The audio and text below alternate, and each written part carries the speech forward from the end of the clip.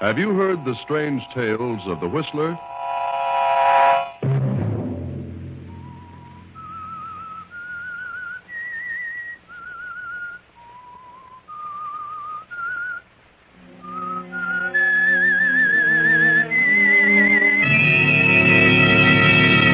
I'm the Whistler.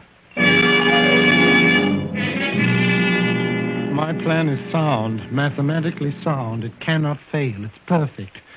3 months from now, I will be worth $50,000. Independent for life. Another Sunday night, and again CBS presents The Whistler. I, the Whistler, know many things, for I walk by night. I know many strange tales, many secrets hidden in the hearts of men and women who have stepped into the shadows. And so I tell you tonight the amazing tale of Fool's Gold. Herbert Lang is chief teller of the Amalgamated Bank. A thrifty man of 43, Herbert has been an employee at a small salary for over 20 years. Honest and punctual, his reputation is above reproach. Herbert is thin, slightly bald, bespectacled, and unmarried.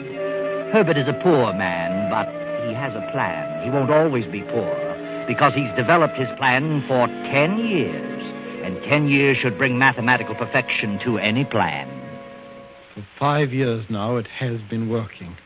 And by the 1st of June, 3 months from now, I will be worth $50,000.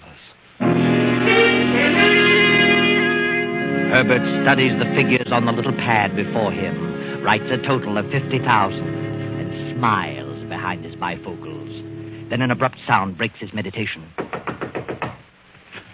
Everett? Huh? The auditors just found another shortage, and they've traced it. Shortage, another? Yes. $3,000. They've traced it? Definitely. Third one this year. And to whom did they trace it, Mr. Faber? That young fellow, Barton.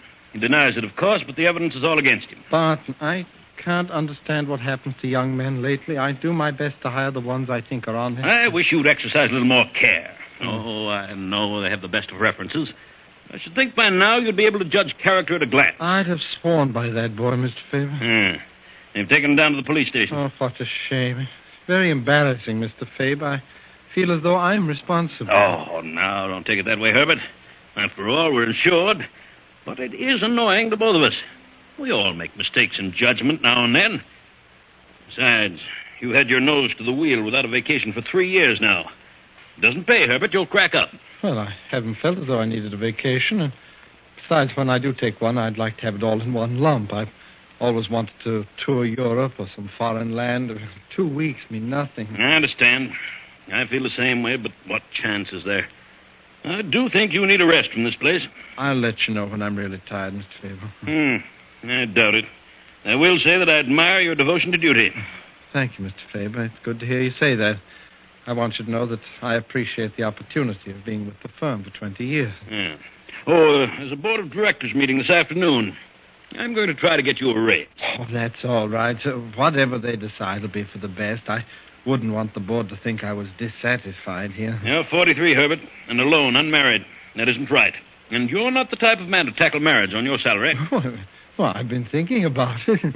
I have plans. I've saved a bit. I found the right woman. Mr. Faber, I may surprise you one of these days. Yeah. Drop into my office after the board meeting. I may have some news for you. Make it around 3. Thank you, sir. Thank you. Herbert sits at his desk smiling. What complete confidence they have in him. What a perfect setup. 3,000 more accounted for. 3 more months and I'll have reached my goal. 50,000 and independent for life in South America. With a move of sudden decision, Herbert slaps on his hat, walks out of the bank, and pays a visit to Hazel Yates at her apartment. What are you doing away from the bank at this hour of the day, Herbert? I'm out to lunch. I thought I'd drop by. Oh, that's nice. I'm certainly surprised. Hazel, exactly 3 months from now, I'm going to take a vacation. You certainly need one. It's been ages since you've been away from your work for more than a day. Yes, I know, but I had to keep my nose to the grindstone. But now it's different. What do you mean? Well, I've kept it a secret, but now I can tell you. I'm going to get married. Married? Herbert, you're going to get married. That's right. But I thought you never considered marriage because you felt you couldn't support a wife. Oh, that's true, but now it's different. I didn't want to say anything till I was sure. What are you talking about? Hazel, for several years now, I've been working on a problem, a plan that cannot fail, because it's mathematically correct. What? Herbert, you frighten me. It has to do with the stock market. I've worked it over and over. Stock market? Gambling? Oh, no, not gambling. Not the way I worked it out. Lots of people have thought they'd found the secret to playing the market. And what happened? Well, this isn't a theoretical plan. This has already worked, proven. Already worked? I set myself a goal, an amount of money I felt sufficient to live on, in ease for the rest of my life, $50,000. Beyond that sum, I would not attempt to go. $50,000? Yes, I've placed every dime to use according to the plan, and I've not missed once. Herbert, you mean you have $50,000? Well, not quite, but we'll have by the 1st of June. Well, I can't get over it. I'm amazed. Oh, it's very simple. I have got $3,000 to go, and then I'm through. $3,000? Oh, that frightens me, Herbert. Why don't you be satisfied with what you have? You may lose it all in trying to get the other three. Oh, not a chance. I set myself a goal, and I intend to reach it. Very well. I hope you're right. Then I'm going on a long vacation. How long will you get? Oh, from next June on and on. From June on? Well, how can you do that? I'm not going to work another day. Why should I? I'll be independent. I'm going to quit. Quit your job? Yes, and take a long trip to South America. I'm going to live there. Why, 50,000 there is like 200,000 here. What more could you ask for? I see. And you're going to get married? Yes, I am. I haven't asked her yet, but I'm confident. Who is she? Do I know her? Yes, she's wonderful. Well, I wish you lots of happiness, Herbert. Would you like to live in South America, Hazel? What? Well, yes, I would. Then you and I will be married June 1st. Oh, Herbert, you mean you're asking me? Yes. Now, don't say a word about this. Now, it's a secret. Don't tell a soul. Promise? Oh, yes, Herbert, I promise. Oh, darling, I thought you were never going to ask me. I want to surprise you. I've never been so thrilled in my life. I've got to run along now, dear. I'll see you later this evening.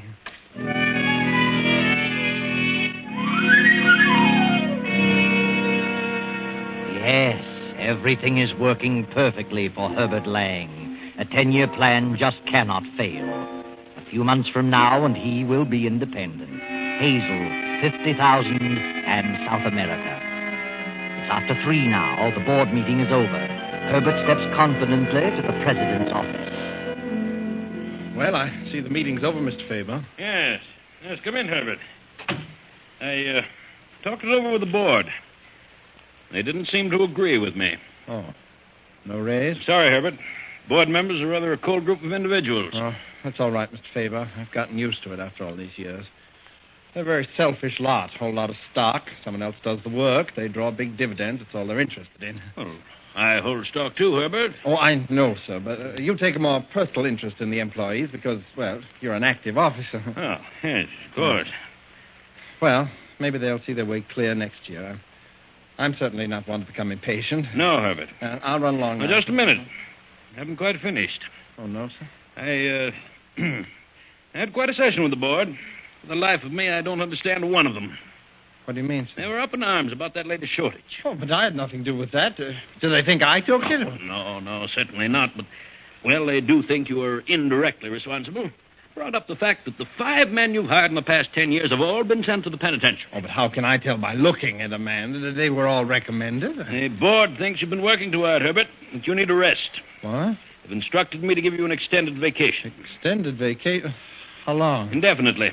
Effective in 2 weeks. Oh, but that's impossible, Mr. Faber. I just couldn't do that. Why, Huh? I have a tremendous amount of special work on the books. I just couldn't attend to that in the next 2 weeks. The board at first wanted your vacation to be effective tomorrow night. But that's ridiculous. You know that. So who else here could step in and take over on a moment's notice? Yeah, of course. That's true.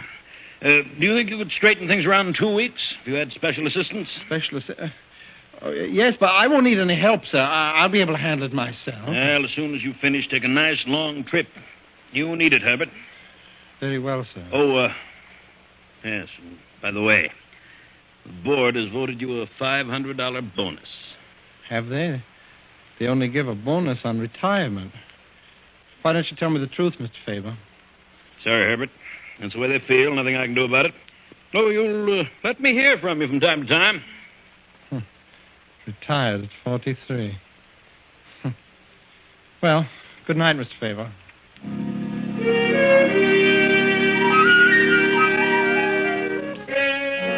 The moment Herbert steps out of Faber's office, fear, a strangling, clutching fear grips him. 2 weeks, 2 short weeks. That wasn't part of Herbert's plan. This is something he hadn't counted on. He's 2,000 short of his 50,000 goal. But he'll have to let it go at that and be satisfied.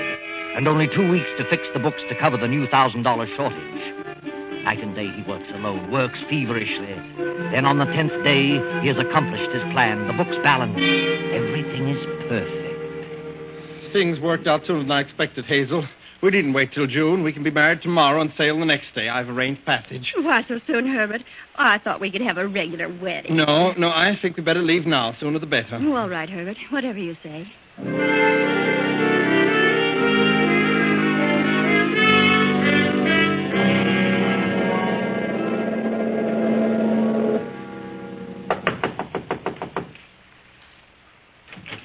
Yes?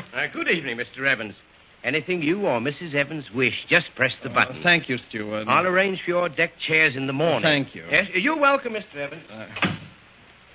Why did he keep saying Mr. Evans? Evans? Did he say Evans? Yes, Mr. and Mrs. Evans. Strange. Must have confused us with someone else. I'll put him straight on that in the morning. What did you do with the passports, Herbert? Well, they're in my coat.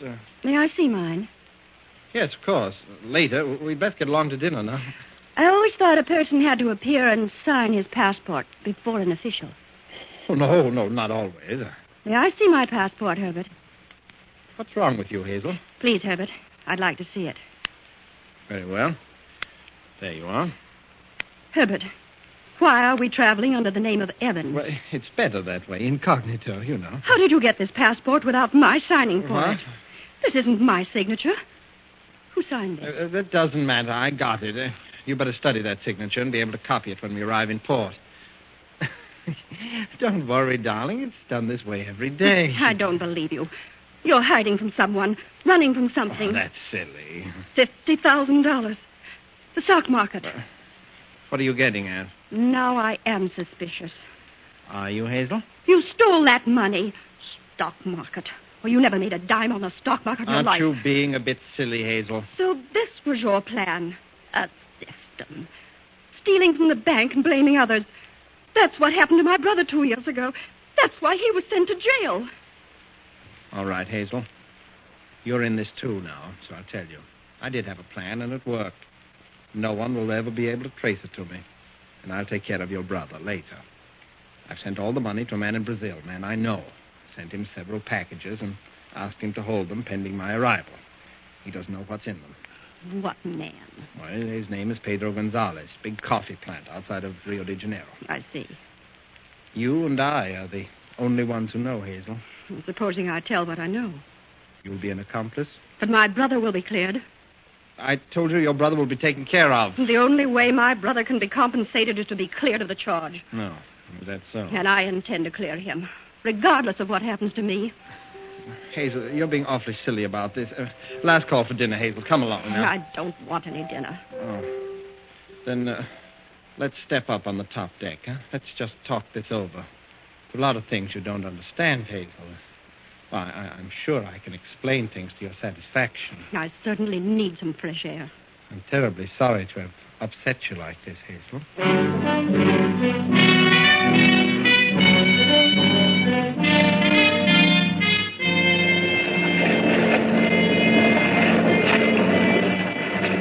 tossing liner plows on through the darkness. The wind sings mournfully through the masts and cables. Herbert cannot sleep. Herbert is worried. His plan worked. It was perfect. They'll never trace the money to him. But Hazel presents another problem. It is morning now, 9 a.m. The steward steps up to Herbert's stateroom door. But, Hazel, why don't you look at this sensibly? It isn't as though I'd done a murder. Why take on so? Now, you aren't the first woman who discovered something about her husband. I made a mistake, and I'm sorry. It's done in the past. Now, why not look forward to the future together? Yes? You rang, sir. Yes, well, my wife isn't feeling well this morning, steward. Oh, I'm sorry, sir. I'll have something sent down, darling. Is breakfast still being served, steward? Yes, sir, for a few minutes yet. Then come along, please. She'd better have something light, grapefruit, coffee, and dry toast. Yes, sir. And how about a soft-boiled egg? Well, is she seasick? No, she isn't seasick. She's just emotionally upset, you know. You know how a woman gets sometime over nothing. Oh, yes, I know, sir. I think an egg will be nice.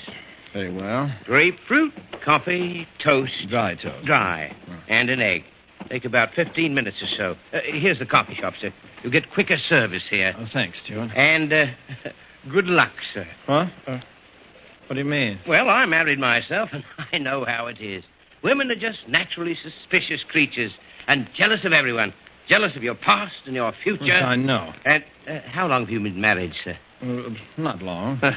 Well, she'll get over it. Be sorry. Get over what? Well, I just couldn't help hearing when I came to your door just now.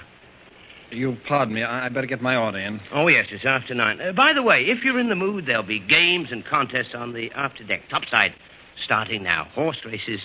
50 cents a ticket if you care to gamble. I know, but I don't gamble. Oh, well, then you'll find plenty of other things to keep your mind off your troubles. See you later, steward.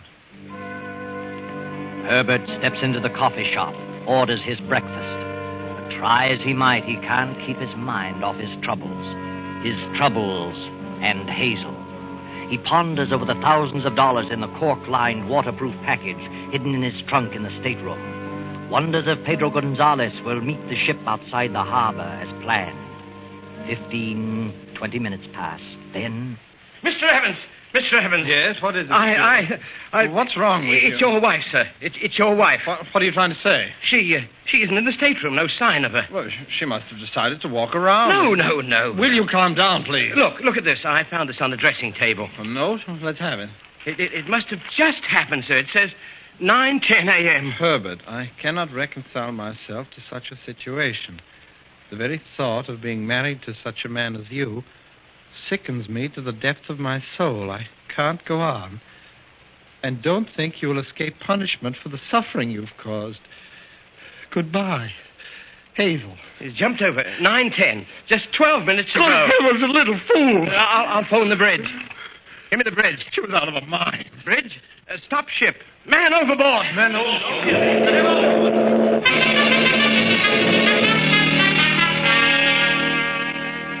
The ship leans over and puts about. They scour the choppy seas for over an hour, circling and circling. Herbert stands beside the captain, peering wild-eyed into the water. Finally, the captain gives up hope, orders the ship to resume its course, and invites Herbert to his quarters. Sit down, Mr. Evans. Thank you. Come in, steward. Yes, sir. Well, we've certainly done our best, Mr. Evans. No one can deny that. Yes, Captain, I know it, and I appreciate your efforts, but the sea is very choppy. It would be hard to find anyone. As you know, we'll have to ask a few questions. Yes, I understand. This note was written by your wife at 9:10 this morning. Yes, sir. Do you recognize it as her writing? Well, of course. It's hers, all right, Captain. I checked with her passport signature. Mr. Evans, how long have you been married? Just a few days.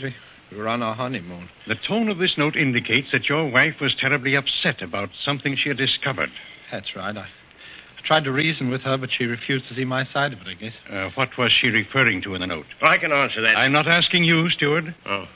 What was she referring to, Mr. Evans? Well, she was referring to another woman. She'd found out about another woman, a woman I'd known previous to our marriage. Did your wife threaten you? No. Did you threaten her? Certainly not. When did you see her last? Well, it was at 9 o'clock this morning. She was so upset she didn't want to go up to breakfast. I decided to go alone. I rang for the steward to bring her something to the room. That right, steward? Yes, sir. After the steward left, did you go on deck with your wife? Oh, no, I left with the steward, went to the coffee shop. That's where the steward found me and showed me the note. Yes, sir. As I stepped up to the stateroom to answer the call, I heard them arguing. I heard Mr. Evans asking her to forget about the past and think of the future. Yes. And he told her he'd have me bring something down. Him and me walked along the corridor up to the coffee shop. He told me what to bring her, and I got it. When I returned to the room, she wasn't there. I found a note on the table and ran for Mr. Evans. Then I phoned the bridge. And you didn't leave the coffee shop, Evans? I did not. Ask the coffee shop steward. Are you trying to infer that I pushed my wife over? Certainly not. We just want all the facts. We're on the high seas, you know, and this represents a court of inquiry. Coroner's jury, so to speak. I see. Mr. Goodman, my first officer here, the ship's doctor, and I will make a decision. What's your opinion, gentlemen? According to the steward's statement and the note, I'd say suicide. Mine is the same opinion. Very well. I agree with you. It's quite obvious that she committed suicide. Enter the findings in that manner, Mr. Goodman. Yes, sir. I'm very sorry about this, Mr. Evans. Please accept my condolences. That'll be all, gentlemen.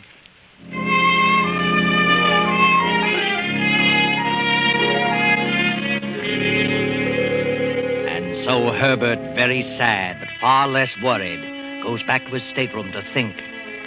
Then, days later, the sleek liner checks speed and prepares to stand off outside Rio de Janeiro, awaiting the arrival of the pilot. Dusk has fallen.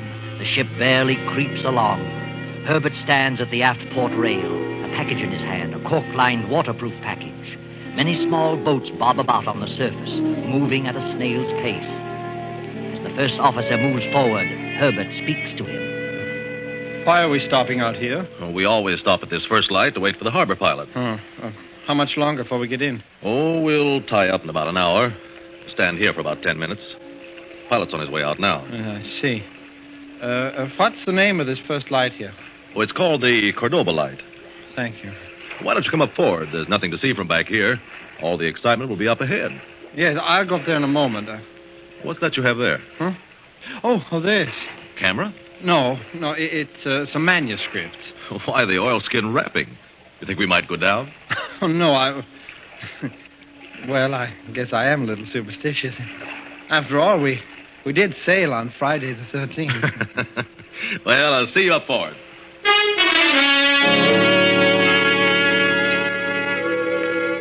The ship comes to a dead stop, and Herbert peers over the port rail into the dusk. He scrutinizes each small craft, waiting, watching for the signal from Pedro Gonzalez. Then, after several minutes, a tiny launch approaches the ship very slowly, and just as it reaches the port quarter, a tiny red light flashes on and off. Herbert cups his hands around his eyes and focuses on the one man in the little boat. The light signals again, Pedro Gonzalez. Herbert looks up and down the deck. He grabs a little flash lamp from his pocket and gives the answering signal. Suddenly, with a swing of his arm, he tosses the waterproof package down to the water.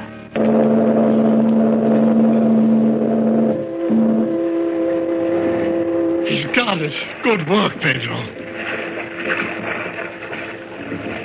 The man grabs the package, and the little launch moves away and heads up the coast as the liner churns off up the harbor. Herbert smiles a smile of relief and steps briskly with self-satisfaction toward the bow.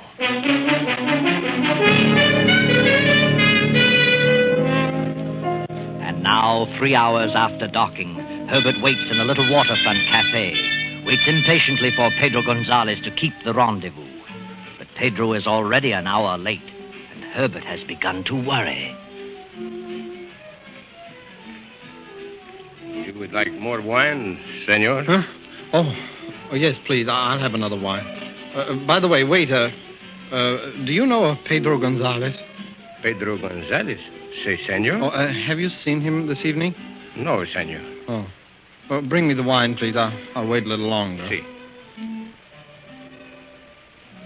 Buenas noches, senor. Huh? Pedro, where the devil have you been? I've been on my way. You got the package all right? See, I got it, Herbert. I'm sorry I'm so late. Oh, I was beginning to think you'd run out on me. Where have you been? Run out on you? How could you think such a thing?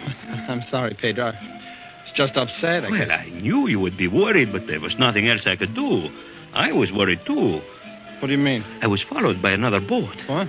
See? And no sooner had I pulled away from our ship and headed up to my cabin than another boat started following me. What kind of a boat? I do not know. It could have been a government cutter. So I headed out to sea and then cut in behind them. They kept right after me, so the minute I... care for some wine, Senor Gonzalez? Oh, no, gracias. We are leaving at once. Gracias, Senor. Come, Herbert. Let us get away from here. My car is outside. We will drive up to my place on the coast. Of course. Here you are, waiter.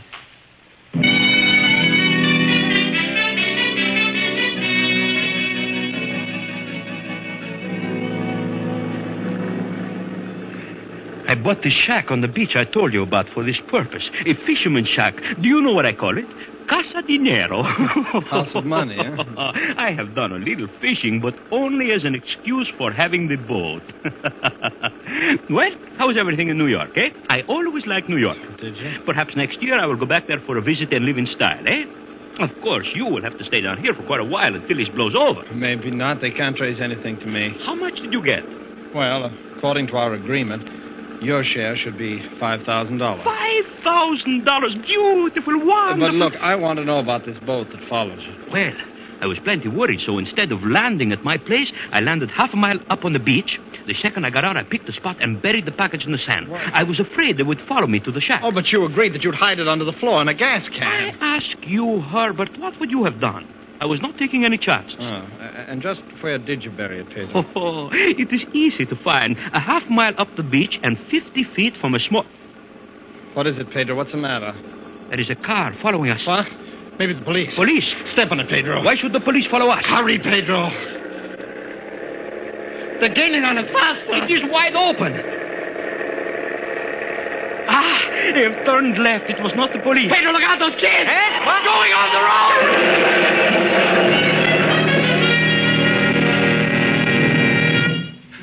Pedro, you didn't hit them. Pedro, are you all right? Pedro, can you hear me? Pedro, tell me, where is it? You've got to tell me. The money. Pedro, where did you bury the money? You can't die. You've got to tell me. Pedro, where did you go? But poor Pedro was dead, quite dead. And with him died the hopes, the plans, the 20-year plan of Herbert Lang, the perfect crime that ended in failure. Herbert was a thief, but worse still, he followed it up with murder. Oh, yes, Herbert killed Hazel, choked her, and threw her over the first night out. She wasn't in the room that following morning. The steward only thought she was. And Herbert himself forged the suicide note. For 2 years now, a thin, emaciated, glassy-eyed figure has been wandering around a Brazilian beach, digging holes in the sand. No one knows why, and no one cares. Just another simple-minded derelict. And poor Herbert Lang will go on digging for a long, long time. I know.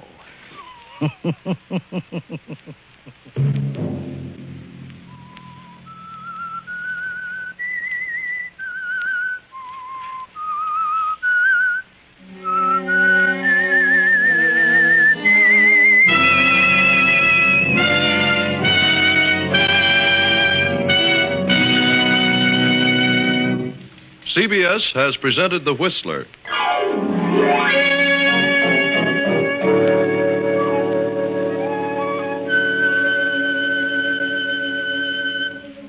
Original music for this production was composed and conducted by Wilbur Hatch. The Whistler is written and directed by J. Donald Wilson and originates from Columbia Square in Hollywood.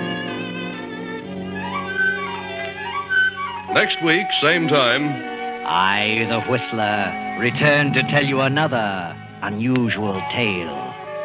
Good night. this is the Columbia Broadcasting System.